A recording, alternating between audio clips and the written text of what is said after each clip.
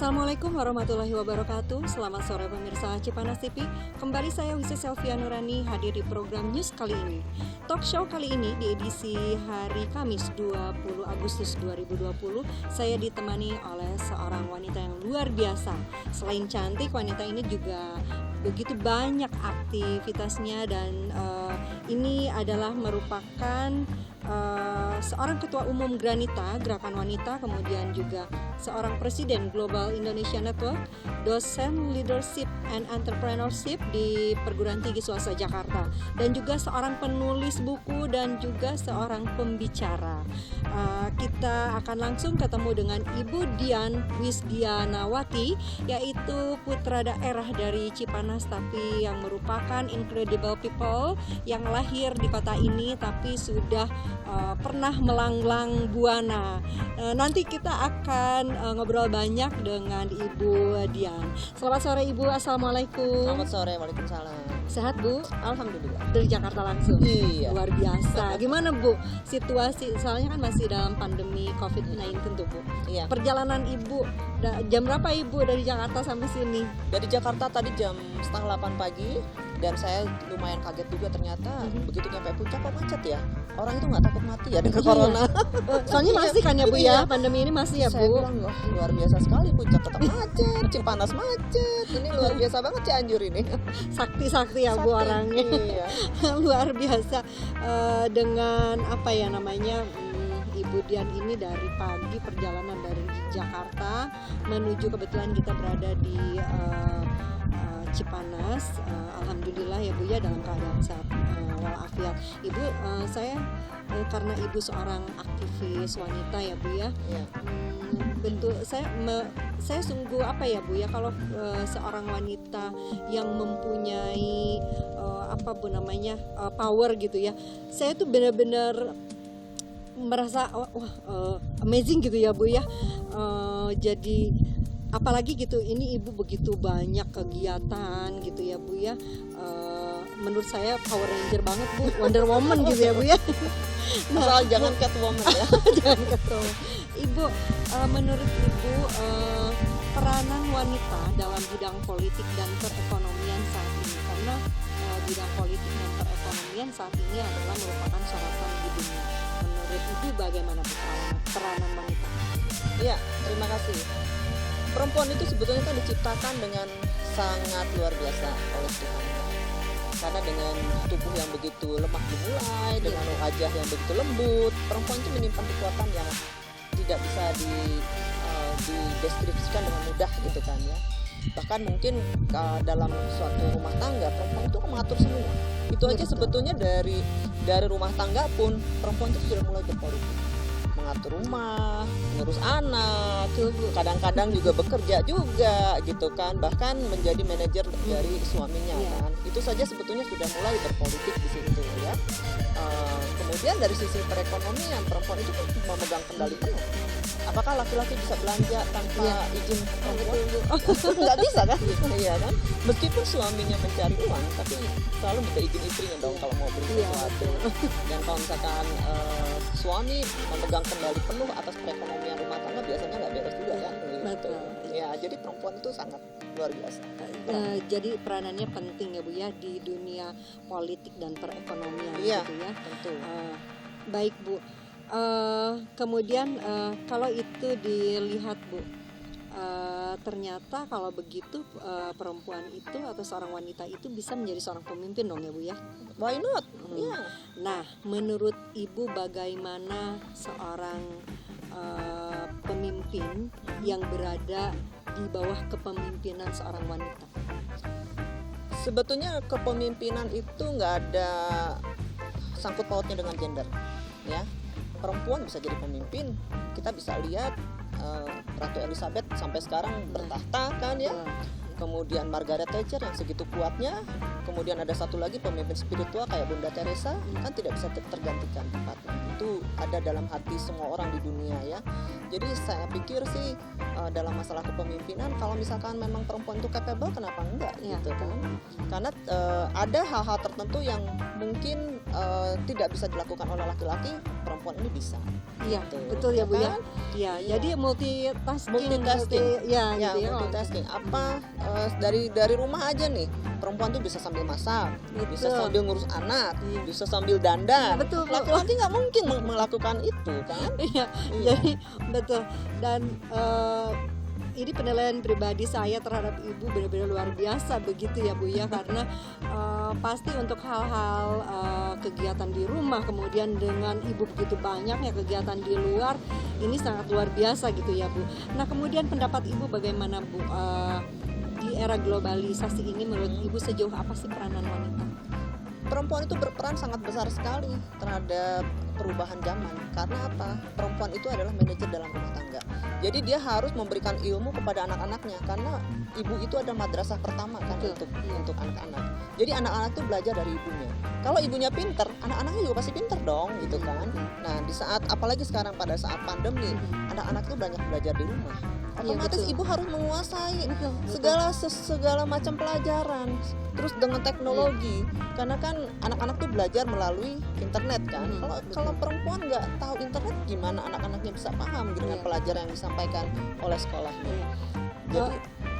Jadi peranannya tuh sangat penting di rumah, gitu kan.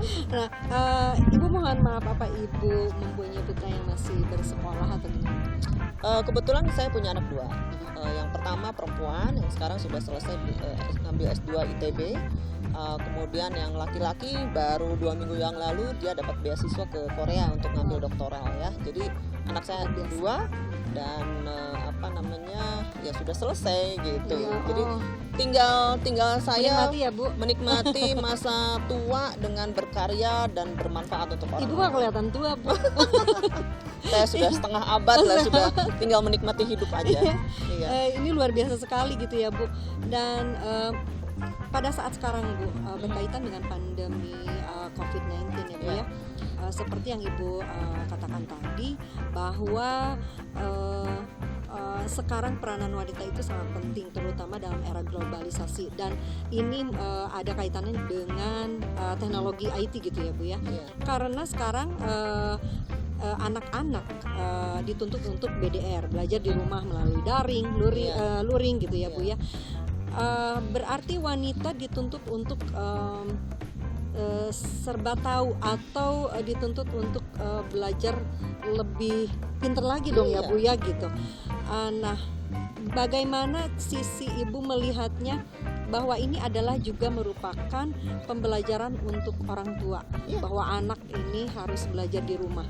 Sedangkan sebetulnya banyak Bu yang ngomel-ngomel Bu, ibu-ibu di rumah tuh betul. gitu. Menurut Ibu gimana tuh Bu? Iya, ini sebetulnya COVID-19 itu luar biasa sekali dampaknya, Luar biasa, ya. Ibu, ya. Jadi selain berdampak secara negatif terhadap perekonomian, tapi juga ada dampak positifnya juga terhadap ikatan emosional dengan keluarga gitu kan. Anak-anak yang biasanya sering keluar sekarang lebih banyak di rumah, dan ibu-ibunya juga yang tadinya tidak terlibat secara langsung dalam pelajaran dengan anak-anak sekarang harus tahu bahwa ternyata saya aja yang ngelihat pelajaran kok susah banget ya gitu kan. Kayaknya dulu waktu pas saya belajar nggak gini-gini banget gitu kan ya, tapi sekarang memang perempuan juga dituntut untuk melek teknologi. Zaman sekarang di era globalisasi ini tidak ada satupun kayaknya ya di kota-kota besar tidak ada seorang pun ibu yang nggak pakai handphone. Betul, ya kan? Betul. Hampir semuanya pakai handphone. Hanya sayang sekali kadang-kadang penggunaannya nggak tepat gitu. Jadi handphone itu juga hanya dipergunakan untuk main medsos, untuk hal-hal yang sifatnya kurang produktif lah gitu kan. Nah, dengan adanya pandemi ini, para ibu itu dipaksa untuk belajar lebih banyak lagi tentang teknologi, bahwa handphone itu bukan hanya sekedar untuk eksistensi, tapi juga untuk belajar, untuk bekerja, karena sekarang masa pandemi nggak bisa keluar, jadi otomatis banyak orang yang kerja online kan di rumah gitu loh. Bahkan yang biasa masak berjualan pun sekarang sudah melalui online. Jadi saya pikir sih ini penting banget ya untuk para ibu, pembelajaran banget bahwa ternyata kita diajarin sama virus kecil itu gitu loh. Iya betul ya Bu ya, yang tidak terlihat oleh mata gitu ya Bu ya. Kita dipaksa gitu loh untuk jadi lebih powerful. Ibu, bagaimana pendapat Ibu tentang wanita yang mendobrak aturan atau yang mengatasnamakan emansipasi wanita pada saat ini?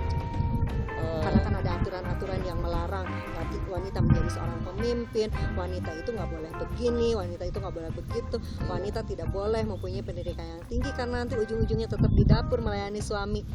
Tapi untuk saat ini banyak wanita yang mendobrak aturan itu. Menurut Ibu? Ya, kembali tadi seperti yang saya bilang bahwa yang namanya kepemimpinan itu nggak ada urusan dengan gender ya. Jadi pemimpin perempuan kenapa enggak gitu loh. Pemimpin mendobrak aturan di mana mendobraknya gitu loh. Emansipasi, kesetaraan gender misalkan seperti itu ya. Memang saya juga ada satu hal yang tidak setuju ya, bahwa perempuan dengan laki-laki itu tetap dua makhluk yang berbeda. Perempuan tidak bisa menggantikan fungsi laki-laki dan laki-laki juga tidak bisa menggantikan fungsi perempuan. Selama perempuan itu bisa melakukan fungsinya sebagai perempuan, ya kenapa enggak? Yang mendobrak itu kan begini, dia itu perempuan tapi berusaha untuk mengambil alih laki-laki dan tidak ngurusin rumah tangga, nggak ngurus anak, nggak masak. Fungsinya sebagai perempuan hilang gitu loh. Itu yang saya juga nggak setuju, karena bagaimanapun juga perempuan punya fungsinya sendiri. Jadi perempuan berkaryalah, tetapi jangan lupa kodrat, itu aja. Betul Bu, luar biasa banget ya Bu ya. Dan Bu, begitu banyak pemimpin-pemimpin wanita gitu, kemudian juga begitu banyak kartini-kartini zaman sekarang gitu. Tapi kenapa juga masih terdapat kekerasan terhadap wanita? Apa yang harus kita lakukan? Apa yang harus pemerintah lakukan? Nah, justru itulah, segala sesuatunya itu kan dimulai dari diri sendiri ya.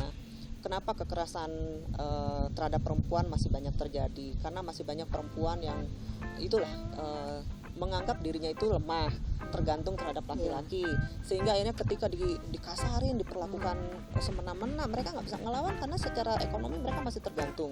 Nah, inilah yang harus kita berikan edukasi terhadap mereka, bahwa perempuan itu makhluk yang hebat. Dan saya selalu bilang sama mereka, kita ini makhluk yang hebat loh gitu loh. Kenapa kita harus bergantung sama orang lain gitu? Ketika kita diperlakukan tidak baik oleh siapapun, maka kita punya hak untuk melawan gitu. Nah, kebanyakan karena mereka secara ekonomi tergantung, mereka takut melapor karena takut ditinggalkan, terus nggak bisa hidup lagi. Padahal sebetulnya kan manusia itu diberikan kelebihan-kelebihan. Kenapa harus takut gitu loh? Dan kita sebagai perempuan ya, ketika kita mendapatkan perlakuan yang tidak semestinya, ya lawanlah gitu loh. Jangan diam aja. Kalau suatu saat ekonomi sampai harus terputus hanya gara-gara kita memberikan perlawanan tersebut, ya kita harus tetap berjuang, ya kan? Iya, Bu. Kemudian apa saja sih tindak kekerasan yang biasanya diterima oleh seorang wanita selain KDRT? KDRT itu sebetulnya bukan hanya kekerasan fisik ya Bu ya? Verbal juga bisa. Verbal ya bisa ya Bu. Apa itu memang ada hukumnya atau sudah ada undang-undang dari segala sesuatu yang berdampak pada kekerasan itu pasti berurusan dengan hukum, jelas ya. Bahkan sekarang lebih gila lagi sebetulnya, orang bikin status yang menyinggung aja bisa dilaporkan ke pihak yang berwajib kan. Nah itulah, jadi kekerasan itu bukan hanya terjadi secara fisik, tapi juga secara verbal dan sekarang secara virtual ya. Jadi itu sangat hati-hati sekali, karena teknologi itu sekarang memang luar biasa ya dampaknya terhadap kita. Jadi mungkin para laki-laki juga harus berhati-hati juga dalam memperlakukan perempuan, karena perempuan kalaupun dia tidak melapor, orang yang melihat juga bisa melaporkan. Ibu, saya mau tanya secara pribadi gitu ya, pendapat Ibu, lebih baik menjadi wanita karir atau seorang ibu rumah tangga? Itu kembali pada pilihan ya. Dua-duanya juga adalah suatu perjalanan hidup yang mulia sebenarnya. Kalau saya harus menjadi ibu rumah tangga tapi yang cerdas, ya kan? Jadilah ibu rumah tangga tapi harus cerdas gitu loh, harus cerdas dan harus berkarya juga gitu loh. Jadi seperti yang tadi saya sampaikan, bahwa perempuan itu harus hebat tapi tidak boleh melawan kodrat. Iya. Mungkin itu saja Bu beberapa pertanyaan yang saya sampaikan. Mungkin ada yang ingin Ibu sampaikan kepada para wanita Indonesia yang luar biasa ini, Ibu kan seorang penulis buku dan juga seorang pembicara, Bu. Dari mata Ibu seorang penulis buku dan seorang pembicara, ingin menyampaikan pesan apa untuk para wanita Indonesia? Ya, para wanita Indonesia, kita ini diciptakan oleh Tuhan dengan cara yang tidak main-main. Tuhan itu sangat serius dalam menciptakan kita. Maka istilah hidup dengan serius, tidak main-main, dan janganlah menjadikan diri kita itu sebagai permainan. Jadi daripada kita menjadi seseorang yang bisa dipermainkan, maka kita harus bisa mempermainkan dunia ini dengan segenap passion kita, dengan segenap rasa, dengan intelektualitas kita. Bahwa perempuan itu adalah seorang makhluk yang cerdas dan luar biasa, dan itu harus kita syukuri. Tidak ada yang pernah bisa menghina kita, tidak ada yang bisa mengecilkan kita selain diri kita sendiri, dan jangan pernah mengizinkan orang lain untuk melakukan itu terhadap kita. Itu aja. Terima kasih Ibu, luar biasa. Ini adalah talk show, suatu pembicaraan yang sangat luar biasa bagi saya bertemu dengan Ibu. Ini luar biasa sekali, Bu. Baiklah pemirsa Cipanas TV, demikianlah talk show kali ini bersama Ibu Dian Wisdianawati, perempuan yang sangat luar biasa. Selain cantik, luar biasa banget deh. Pokoknya saya seneng banget, bangga banget bisa ketemu sama Ibu. Dan pemirsa Cipanas TV, saya akan kembali dengan program news selain ini nanti di next time. Dan summa salam wabillahi taufiq wal hidayah. Wassalamualaikum warahmatullahi wabarakatuh. Oke, siapa Bu? Mau minta WA-nya nanti Bu.